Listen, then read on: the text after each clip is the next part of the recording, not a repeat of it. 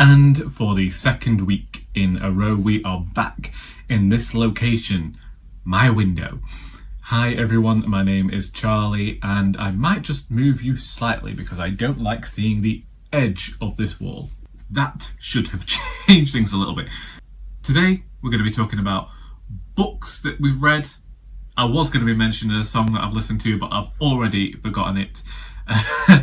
And we're not going to be talking about anything that I've watched because I've not watched anything new since last we spoke, apart from Drag Race, and that disappointed me, as it continues to disappoint me this series. But as I previously stated, I think that because I wasn't the biggest fan of the queens on this season going into it, I was never going to be the biggest fan of this season anyway. So let's talk about Poems and Pints, which was the first thing that I did after speaking to you last Wednesday. As Joy is away, I was the host of the evening, and I think that it went well, apart from a few hiccups where certain people didn't turn up, which, quite frankly, this happens at every single event. Whenever somebody says, you have to book tickets now, and they could have really wanted to come and then not been able to for whatever reason. They might have had a better offer. Some people were probably barbecuing because of the nice hot weather that we were having. And continue to have, actually. There's a bit of a breeze today, and my sister says that I still can't walk the dog, but I think it's a really nice breeze. For me, this is like, I don't care for a really hot day, but I like the breeze. It's less stifling, and I like to have a nice meander down the towpath. But that's just me. Apparently it's too hot for Sal, and I'm not about to torture her. So yeah, these people didn't turn up to Poems and Pints, and at one point I accidentally announced that somebody was going to be reading when they just turned up to see how things were going, but they're going to be our guest next month. And so I think that I helped to get rid of all the anxieties about performing out of the way, because I'd already announced that they were coming to the stage when they had no plan to, and shown them up in front of everybody. So I'm a great person. Otherwise, I was really happy with how comparing went and that sort of thing. I feel like I kept the mood light and I interacted with people. I was impressed with myself, and I think that that's okay to say. Then on Thursday, went into Chester with my mother and went to the awards evening for the Cheshire Prize for Literature, in which I won nothing. I wasn't even shortlisted, and that's fine. I didn't think that I would be. As I keep saying to people, I completely forgot that I entered for this prize, so if I'd won anything, then that would have been shocking. The only thing I'm disappointed about is that I don't know what I sent them. And then we have work, and it hasn't been so busy recently. I think that when you have like, not extremes of weather, but when it's rather hot, people aren't going to turn up because they'd rather be at home. So on Saturday, a lot of people came in the morning, but we didn't see many in the afternoon because there was a big event happening in the town at the time, and because a lot of people were having barbecues. One of our volunteers came in early because she'd just been invited to a barbecue, and so she was going to give us a few hours before going off to that. And similarly, on Monday, it was still rather hot. So we had fewer people coming in than we ordinarily would have done, and that's fine. These things happen.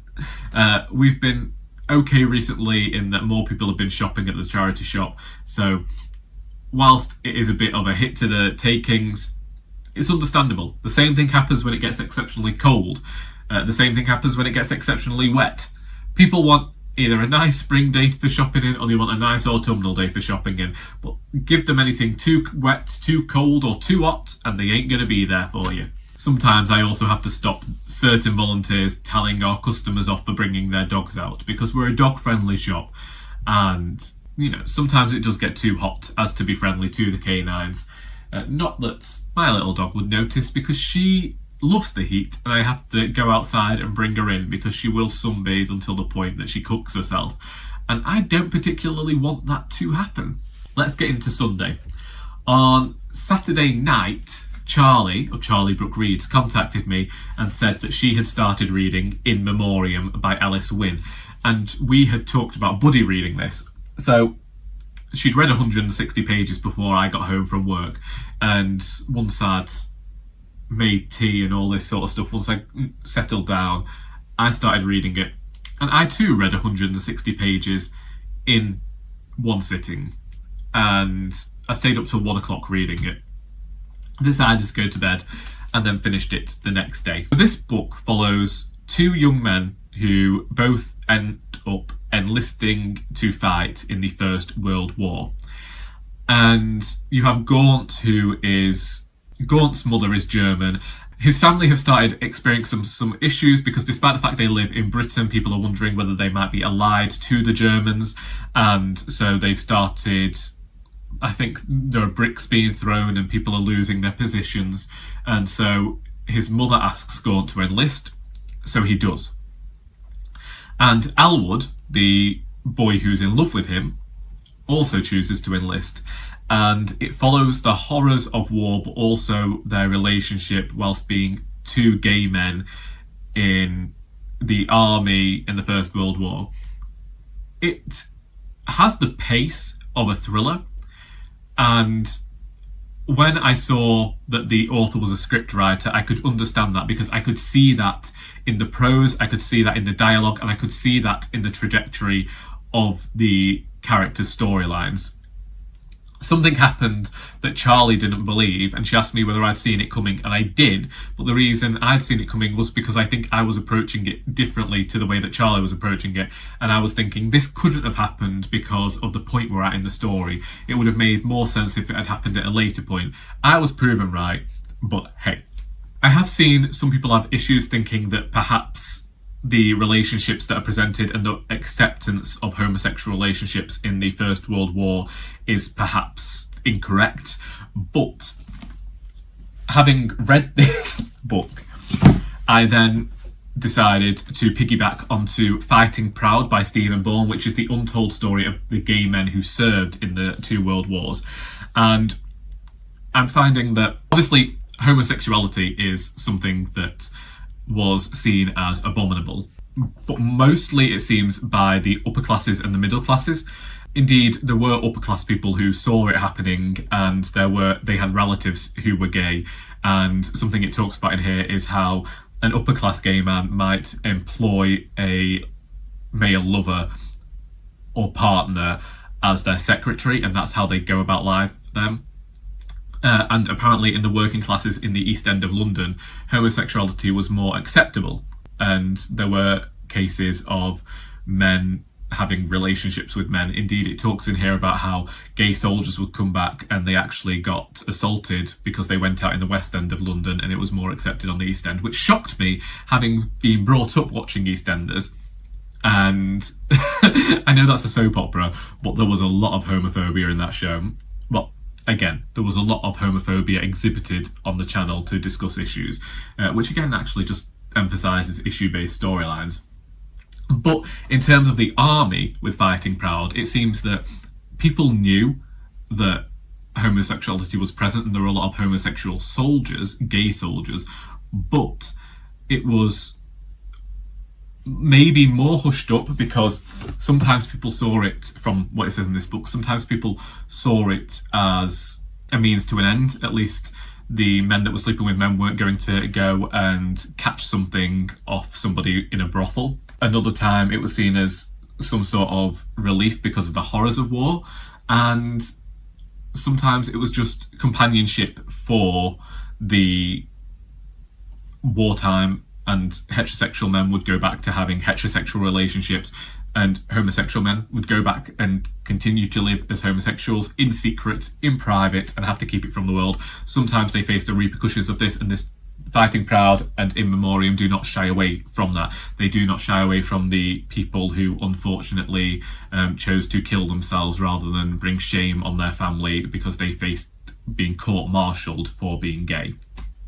Oftentimes, this would also seems that it would more likely happen to the more working class men than it would the upper class men, who would probably be discharged for honourable reasons as opposed to dishonourable reasons, or they would do the honourable thing of killing themselves, which is pretty awful to read about. Indeed, it's pretty awful to read Fighting Proud because in the beginning we talk about Lord Kitchener, and they talk about the suspicion that he was gay and how it's something that's been talked about for years.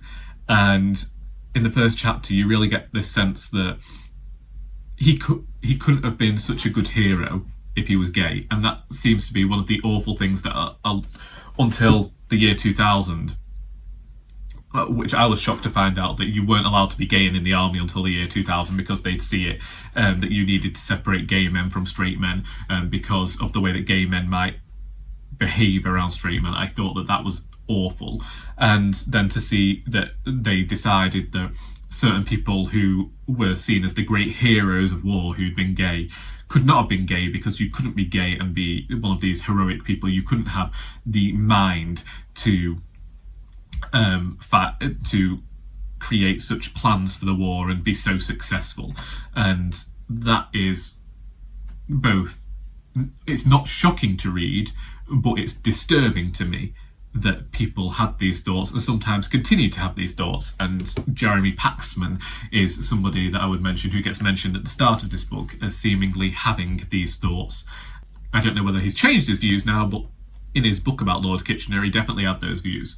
It's a tough one there, and it's tough to see that even though these people did so much for the war effort and have documented being gay in fighting in the war, have documented what went on between gay men in the war, that they couldn't be honest about who they were because of what they would face outside, and that they still faced homophobia after the war despite everything that they had done to serve their country.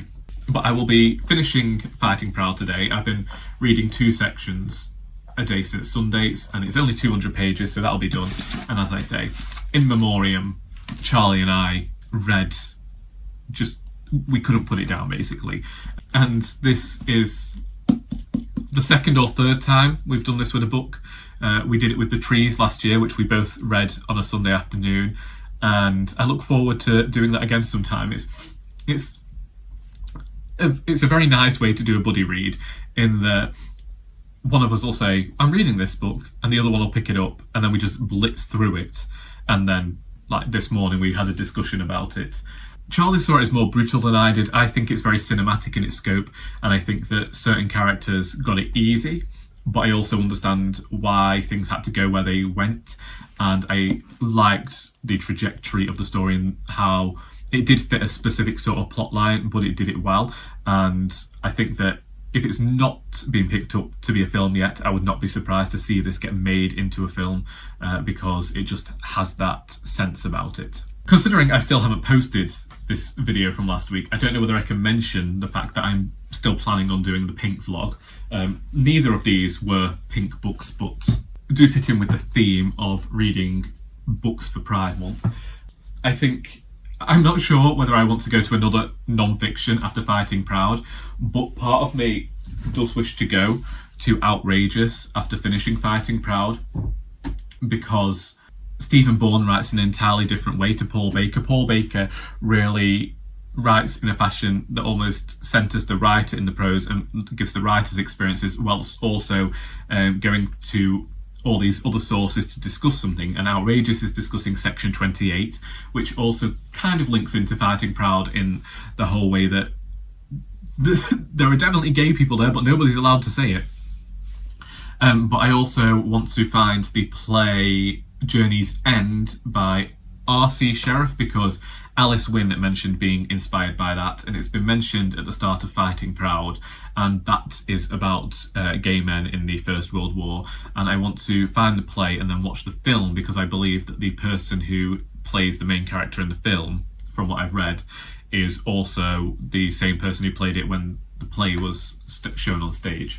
We might get to Outrageous this week. I know that I definitely want to read The Velvet Rage this month, and then I will have to. Well, I'm planning on putting in an order with Queerlit or Gaze the Word, so feel free to recommend something for me to order from there. However, I could decide to deviate entirely and go to Her Majesty's Royal Coven as something completely different. But saying all this, I did actually start reading An Ordinary Wonder by Buki Papillon. I sent Charlie a message on Saturday saying that I was looking for something to read. She'd seen which books I wanted to read and planned to read this month, and so she just picked An Ordinary Wonder. She sent that to me a few years ago. It's a short book and she really loved it. For me, I'm finding some issues in that it's told from the perspective of a teenager, and some of the language I just don't think that a teenager would use. Another issue I've got is that it's discussing an intersex individual, and I just sometimes feel like there's a huge focus on genitalia, and I don't know how I feel like about that, because it sometimes seems like it's reducing the character down to that, and sometimes I do feel like the character is reduced to a few stereotypes, but at the same time I can understand using some of the things that happen within the novel, because that might be an easy way to get things across to the common reader. I don't know. Well, that's where I'm at reading wise. Writing wise, I haven't written anything since I last spoke to you. Well, apart from a little bit of writing I did last night for the next Alice book, which doesn't really amount to much. And I have lost some of my writing, which is awful.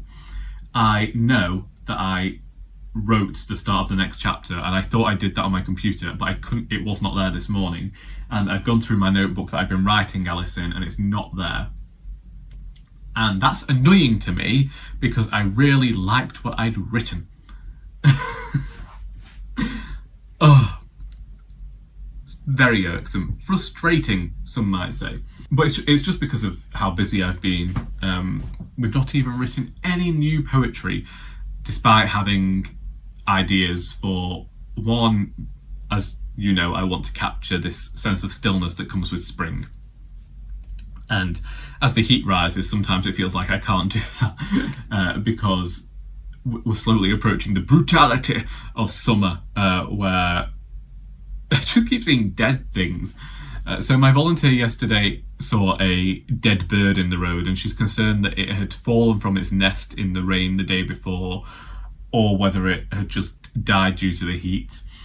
I saw a sun-dried squirrel on one of my walks last week, and I've seen the dried out remains of frogs as well. And I just think, my goodness, this is reaching the point that we're no longer in spring, and we're going to shortly not remember what spring feels like. But there is a poem I want to write that I've written down all the things for it, but I need to figure out whether a poem where it's just a load of disparate images almost working like a jigsaw will create the stillness that I want. But you have to write it first. I really wish that I could remember the song from this morning. I planned to write it down, and then I didn't, and then my sister arrived, and I was chatting to her and said, I'm going to go record a video because she's gone back off to work. And in doing that, I have forgotten the one thing that I planned to do. It was a playlist of English music, well, British music, and this song came on, and everything it did suited my sensibilities.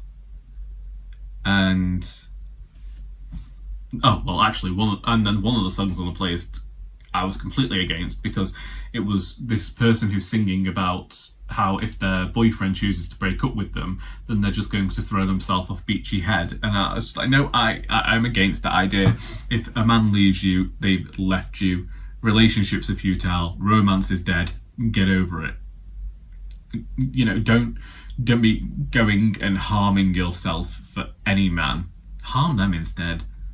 Like, lock them in a shipping container on a hot day and then only let them out for after an hour. I don't know. Or don't harm anybody. That's also fine.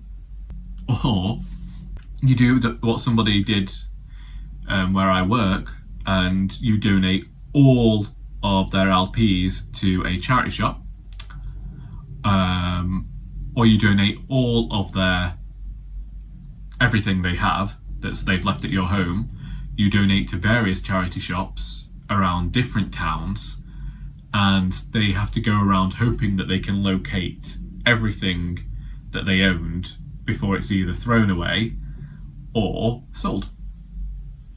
And these things have happened. And you end up as a wary shop assistant when that does happen, is all I can say.